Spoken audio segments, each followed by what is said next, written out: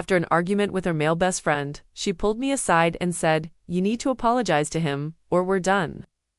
I just looked at her. Then she added, "He was here before you, and he's more important than you." I didn't say a word. Just got in my car and drove away. 3 days later, she was outside my apartment crying for forgiveness. I'm not a writer, so bear with me. Never thought I'd be posting here, but recent events have left me questioning a lot of things, and I could use some outside perspective. For context, I, for 3M, am a general contractor. Divorced 6 years ago, one teenage daughter who lives with her mom. I've been dating Allison, 39F, for just over a year. We met when I was renovating the coffee shop she manages. Classic stuff. She'd bring me coffee. We'd chat during my breaks. Eventually, I asked her out. We hit it off immediately. Similar sense of humor. Both outdoorsy, both previously married, with no interest in doing that again anytime soon. It's been good. Comfortable, but not boring. At least, that's what I thought. Enter Kevin, for 1M, Allison's best friend since college, according to her. They briefly dated sophomore year, decided they were better as friends, and have been inseparable ever since. He was the man of honor at her wedding. He helped her through her divorce. He's basically a fixture in her life. I've met Kevin plenty of times over the past year, usually in group settings, game nights, barbecues, birthday parties. He's always been fine. Not particularly friendly toward me, but not openly hostile either. Just kind of watchful, like he's evaluating whether I'm good enough for Allison. I've made efforts to get to know him, but he keeps a polite distance. Here's where things went sideways. Last weekend, Allison hosted a dinner party at her place. Nothing fancy, just a few friends over for steaks on the grill. I arrived early to help set up. Kevin was already there standing in Allison's kitchen like he owned the place, mixing drinks and giving her cooking advice. No big deal, I figured. They're close, it's normal. The evening was going well, good food, good conversation. After dinner, we all moved to the back deck. Someone brought up politics, always a mistake. And Kevin and I realized we're on opposite ends of the spectrum. Not extreme either way, just different perspectives. The conversation stayed civil, but it was clear we disagreed. I wasn't being aggressive, just stating my views when asked. But with each point I made, Kevin would look at Allison like he was expecting her to jump in and correct me. When she didn't, his tone got sharper, more dismissive. Finally, after one particularly condescending comment, I said, "Look, man, we can disagree without the attitude. We're all adults here." You'd think I'd slapped him. His face went red and he turned to Allison. "Are you going to let him talk to me like that?" Before she could answer, I said, "I'm talking to you, not her. And I'm just asking for basic respect."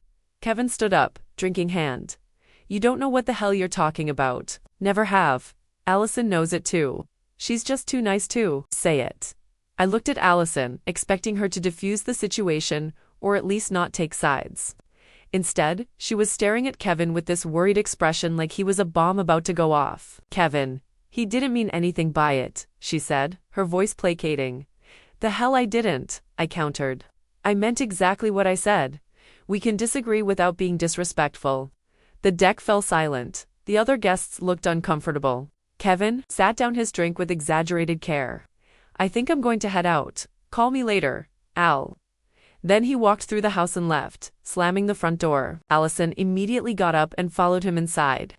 I could hear their low voices, but couldn't make out the words. When she came back, she was visibly upset. "What was that about?" I asked when she sat down. "Not now," she muttered, then plastered on a smile for our remaining guests. The rest of the night was strained. After everyone left, I started helping clean up. That's when Allison pulled me into the kitchen, arms crossed. "You need to apologize to Kevin," she said without preamble. I nearly dropped the plates I was carrying. "Excuse me? You embarrassed him, in front of everyone. You need to apologize." I set the plates down carefully. "Allison, he was being condescending and dismissive. If anyone owes an apology, it's him." She shook her head. "You don't understand. Kevin doesn't handle conflict well. He feels attacked, and I feel disrespected," I countered. "Has it occurred to you that your best friend might not like your boyfriend very much?" "That's not true," she said, but her eyes slid away from mine. "He's just protective." "Protective? I'm not a threat to you. And even if I were, you're a grown woman who can make her own decisions." She shifted uncomfortably. Look, this is simple. You need to apologize to him or we're done. I stared at her, not quite believing what I was hearing. You're giving me an ultimatum over a disagreement with your friend? That's when she dropped the bomb that changed everything. He was here before you, and he's more important than you. The words hung in the air between us. I felt like I'd been punched in the gut. Not because of what she said, but because of how matter-of-factly she said it, like it was obvious. Like I should have known all along that I was second place. I didn't raise my voice, didn't argue, just looked at her for a long moment, absorbing the truth of where I stood in her life. Then I grabbed my keys from the counter, walked out to my truck, and drove away. She called after me, but I didn't look back. When I got home, my phone was already buzzing with texts from Allison. Where did you go? We need to talk about this. You're overreacting. Please come back so we can discuss this like adults. I turned my phone off and went to bed. Slept surprisingly well for a man whose relationship had just imploded. The next morning I had a dozen missed calls and more texts. I read them but didn't respond. Went to work. Focused on a bathroom remodel that needed my attention. Came home, watched a game, ordered pizza. Life goes on. By day 3, the calls had slowed down, but the texts had gotten more desperate. I wasn't ignoring her out of spite. I just needed time to think, to process what had happened and what it meant. That evening, there was a knock at my door. I looked through the peephole and saw Allison standing there, eyes red-rimmed, clutching her purse like a life preserver. I considered not answering, but that seemed cowardly. And whatever else I am, I'm not a coward. So, I opened the door, but remained in the doorway. Can I come in? She asked, her voice small. I don't think that's a good idea. Please, I need to explain. I hesitated, then stepped aside.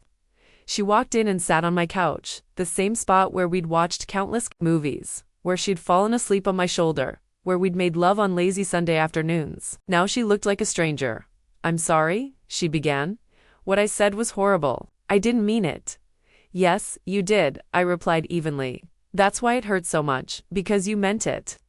She started crying then, quiet tears tracking through her makeup. I've known him so long. He's like family. I can't lose him. And I understand that. What I don't understand is why keeping him means losing me. Why it can't be both. It can be, she insisted. I was just upset. You two are the most important men in my life. I sat down across from her, not on the couch, but in the armchair, creating distance. No, I'm not. You made that very clear. And that's okay, Allison. You're allowed to prioritize whoever you want in your life, but so am I, and I can't be with someone who sees me as disposable. You're not disposable, she cried. I love you, do you? Or do you love how I fit into your life when Kevin approves? Because the moment I disrupted that balance, you were ready to throw me away. She had no answer for that. Has he always disliked me? I asked. Or just since things got serious between us? She looked down at her hands. He worries that you'll hurt me like my ex did. So, he appointed himself your permanent guardian, and you've let him. It's not like that, she protested, but weakly, isn't it? Be honest, Allison. Has he ever liked anyone you've dated? The silence was my answer. I deserve better than this, I said finally. And so do you. By the way, a real friendship wouldn't hold you hostage. A real friend would want you to be happy, even if that meant sharing your attention. She started crying harder then. Told me she'd had a huge fight with Kevin after I left. That she'd realized some things about their friendship that had been bothering her subconsciously for years. That she wanted another chance with me. Part of me wanted to give in, to hold her and say we'd figure it out. But a larger part, the part that remembered her cold statement about who mattered more, held firm. I think we need some time apart, I said. I need to decide if I can be in a relationship where I'll always be second best. You need to decide if you're ready for a relationship where you aren't constantly deferring to someone else's judgment. She left reluctantly after extracting a promise that I would at least think about giving us another chance. I promised I would think about it, and I have been. It's been 5 days now. Allison has texted every day, not pressuring, just checking in. Apparently, Kevin is furious with her for choosing me over him, even though she hasn't actually done that. Just questioning their dynamic was enough to trigger a meltdown on his part. Her sister called me yesterday, said she's been trying to tell Allison for years. That her relationship with Kevin wasn't healthy, that he didn't want to be with her romantically, but couldn't stand seeing her with anyone else, that this was a pattern they Asians about her friendship with Kevin. Apparently, after our argument, she started noticing things. how he subtly dictated her choices, how he created crises when she was focusing on other relationships, how he'd conditioned her to prioritize his feelings above everyone else's, including her own. She showed me texts he'd sent after their fight, manipulative, guilt-tripping messages about how she was throwing away 2 decades of friendship and choosing some contractor over family. Reading them made my skin crawl. This wasn't a friendship, it was emotional hostage-taking. The most telling part was when she admitted that Kevin had hated every man she'd ever dated, had actively sabotaged several relationships, had even told her ex-husband intimate details about her past specifically to create problems between them. And she'd always forgiven him, always maintained the friendship, always put him first. "I don't want to live like that anymore," she told me. "I've already talked to a therapist. I have my first appointment next week." I told her I was proud of her for recognizing the unhealthy dynamic, but that I needed to protect myself too. We agreed to take things very slowly. Casual dates, no pressure. While she works through her issues with professional help, Kevin predictably has escalated. When cutting her off emotionally didn't work, he tried a new tactic. Showing up at her workplace, sending flowers, acting like the perfect friend who just wants her happiness. Classic manipulation. To her credit, Allison has maintained firm boundaries. She told him they needed space, and that their friendship would need to change fundamentally if it were to continue at all. I'm cautiously optimistic, but proceeding with eyes wide open. Some of you warned me to run for the hills, and I understand that perspective. But I've seen how hard she's working to break free from this dysfunctional relationship, and that counts for something. We'll update again when there's more to share. Update: 1 month later, things have progressed in unexpected ways.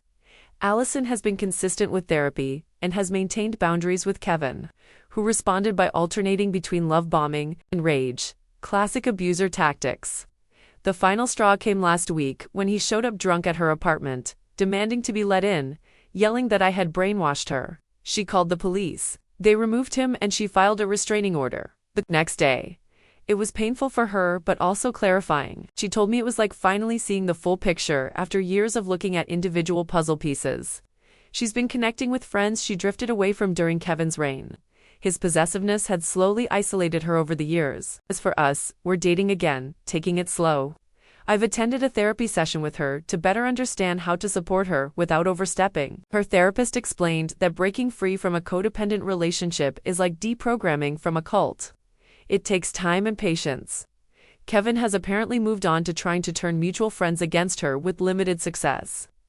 Most people have seen his true colors now, particularly those who witnessed his behavior firsthand. A few close friends have even reached out to apologize for not saying something sooner. That said, some mutual acquaintances have taken his side, believing his twisted version of events. Allison says that's been difficult, but also revealing, showing her who her real friends are. Kevin's workplace, he and Allison work for different companies thankfully, has also gotten involved after he repeatedly tried to contact her through their business email. Her HR department documented the incidents and helped her establish professional boundaries, including blocking his email domain and alerting front desk security about the restraining order. I'm impressed by Allison's strength through all this. Recognizing and addressing toxic patterns isn't easy, especially long-standing ones, whether or not our relationship goes the distance. I'm grateful we've both learned important lessons about healthy boundaries and self-respect.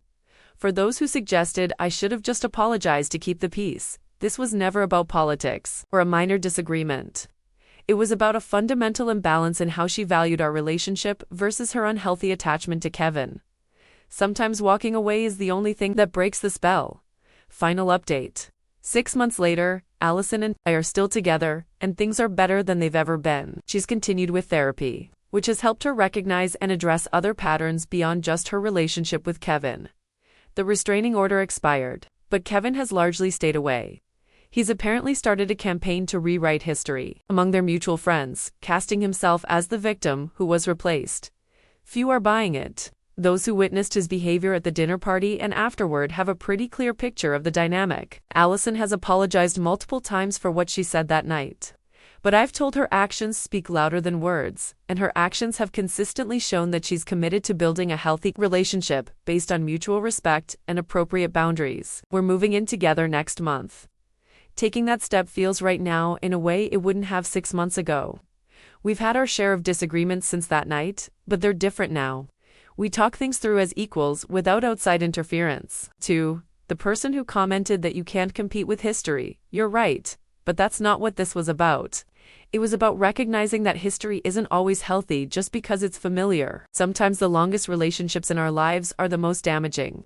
Thanks to everyone who offered advice and support during a difficult time. Sometimes standing your ground and knowing your worth is the best form of self-care. And sometimes it gives others the courage to stand their ground, too.